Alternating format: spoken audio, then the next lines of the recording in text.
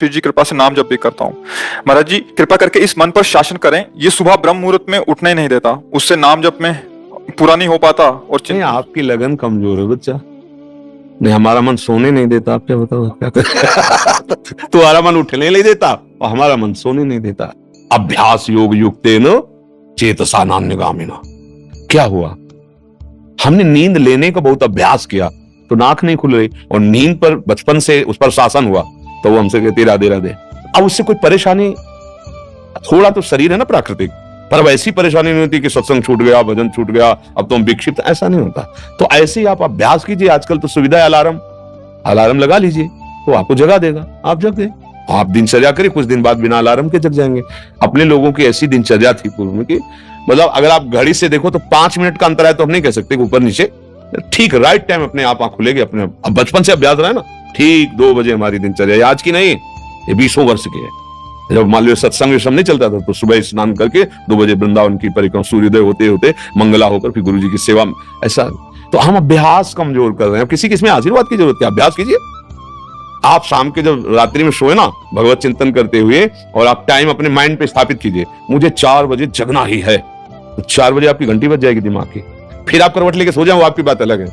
अगर आप सच्चा संकल्प करेंगे तो आप देखना जग जाएंगे, क्योंकि अंदर ही भगवान बैठे हुए हैं, चेतना है। अच्छा 4 बजे, और आप 1 साल अभ्यास कर लीजिए 4 बजे, फिर इसके बाद आपको 4 बजे के बाद नींद ही नहीं आएगी, आपको नींद खुल जाएगी। अभ्यास योग युक्त है ना, ये नींद है, भोजन है। जैसे भोजन है, रोज आप आधा कवल बढ़ाते चले जाइए, धीरे धीरे डाइट बहुत अच्छी बढ़ती चली जाएगी, और आप घटाते जाइए तो 1 रोटी 2 रोटी में आपका काम चलने लगेगा।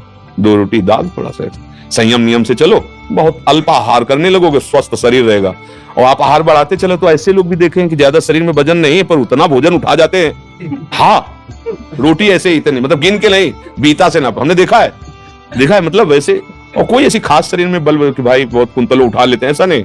अभ्यास तो भोजन का अभ्यास, भोग का अभ्यास, नींद का अभ्यास। गलत कर लिया तो गलत, अच्छा कर लिया तो अच्छा। अब जैसे संयम, ब्रह्मचर्य, वर्षों स्वप्न दोष भी नहीं होगा। आपने आदत बिगाड़ ली तो अब ना करो तो भी आपका ब्रह्मचर्य नहीं रहेगा। अभ्यास, हम गलत अभ्यास कर रहे हैं तो हम परिणाम में दुखी होंगे, परिणाम में हम नीचे गिरेंगे। अच्छे अभ्यास करें। उचित नींद, अब जैसे बालक को 6 घंटा आपको सोना ही है, 24 घंटे में 6 घंटे आपकी नींद के लिए पर्याप्त है। साधक के लिए 4 घंटे, बहुत शिथिल तो 5 घंटे, अच्छे साधक के लिए 3 घंटे। 3 घंटे में 24 घंटे की खुराक बिल्कुल फिट हो जाएगी इंद्रियों में। अब जो 12-12 घंटे सोते हैं उनको क्या बताएं। अब कुछ ऐसे कि खाए पिए सोए, अगर दिन भर ना बोलो तो सोते ही रहे। अभ्यास है, आप सोने का अभ्यास कर लो तो उसका अभ्यास हो जाएगा। अभ्यास है बच्चा, अभ्यास ठीक कर लो तो आपकी दिनचर्या ठीक हो जाएगी। ऐसा महाराज जी इसी विषय को और एक तो प्रश्न आते हैं कि जो रात को लेट नौकरी से आते हैं, फिर महाराज जी वो सुबह थोड़ा सा लेट उठ सकते हैं महाराज जी? कै बजे तक रात में? जैसे रात को 11-12 बज गए नौकरी से खाने पीने में, फिर सुबह 2 बजे तक ड्यूटी रहने के बाद, अच्छा मैं 12 बजे से 2 रात को नाइट शिफ्ट हो गई, तो महाराज जी इनके लिए तो अलग विधान हो गया महाराज जी। ये मतलब ब्रह्म मुहूर्त में उठे। हाँ, अब जैसे रात्रि में ड्यूटी करते हो तो 6 घंटे तो सोना ही पड़ेगा, क्योंकि शरीर जो श्रम युक्त है। तो अब उसको फिर दिन में तो छुट्टी होती होगी, मतलब उसको समय तो ऐसा थोड़ी होता हो कि साधारण दिनचर्या वाली ड्यूटी में फिर जाना, ऐसा तो नहीं होता होगा। रात वाली ड्यूटी के लिए मतलब दिन वाला तो फुर्सत होगी, होता होगा ऐसा। अब हम तो कभी की नहीं तो हमें पता है ना नाइट और ना दिन की। रात दिन की ड्यूटी एक ही रही है, राधा वल्लभ श्री हरिवंश श्री वृंदावन श्री वंचल हमारी। तो 6 घंटे सोने के लिए विधान जैसे है, तो अगर आपको पैसा कमाने की इच्छा हो तो उसके बाद भी ओवर टाइम कर सकते हैं, आप ड्यूटी कर सकते हैं ना।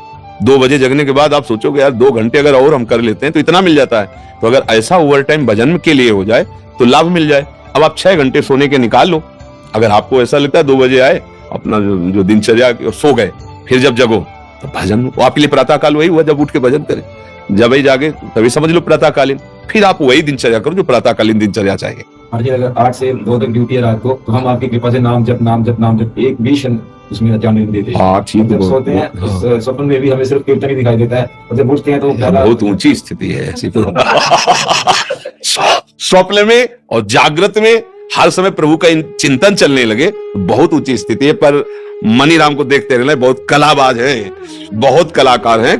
कभी कभी हमको सिद्ध अनुभव करा करके वो ऐसी जगह खड़ा कर देते हैं जहां लगता है कि यार तुम बहुत धोखे में डाल दिए हमें, ऐसा लगता है।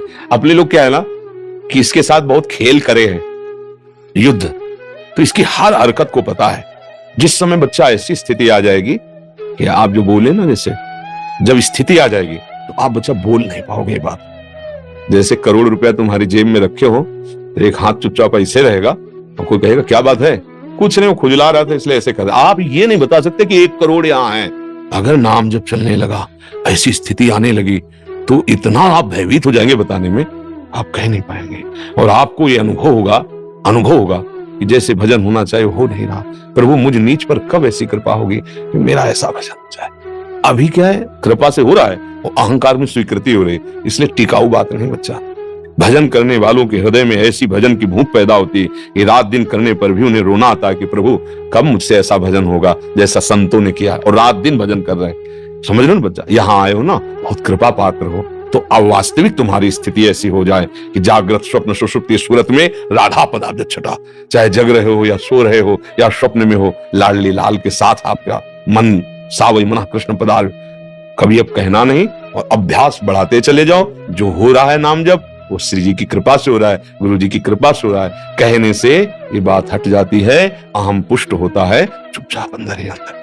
अब या तो आप जानते नहीं थे या आप करते नहीं हो, नहीं तो डर लग जाएगा। अपनी कोई चेक किसी को दिखाएगा, कोई पैसा दिखाएगा, हीरा जवाहरात दिखाएगा क्या? तिजोरी में बंद किया जाता है लॉकर में, एक चाबी वहां और एक चाबी गुरु जी के पास, एक चाबी आपके पास। केवल गुरुजी और आप मिलकर बात कर सकते हो उस लॉकर की चाबी को, तो समझ रहे ना?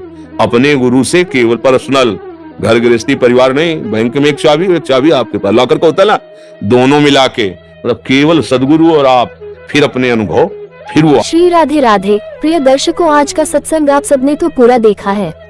प्रेमानंद महाराज जी के प्रवचन सुन के आपको क्या क्या सीखने को मिल रहा है, कमेंट में जरूर बताएं। प्रेमानंद महाराज जी के प्रवचन सुनने के लिए कृपा दर्शन YouTube चैनल को जल्दी सब्सक्राइब कर ले।